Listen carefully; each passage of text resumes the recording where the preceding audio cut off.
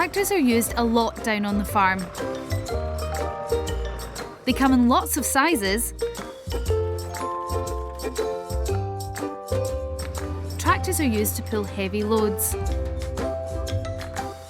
They can be used to pull machines for planting and picking, or to move crops around. Tractors have big engines, much bigger than a car engine. The engines give the tractor power to pull heavy things. Tractors have very big wheels at the back. The tyres have deep ridges on them. The ridges are called the tread of the tyre,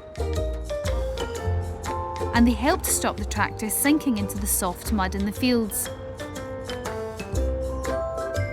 Tractors don't travel very fast, but they're very useful.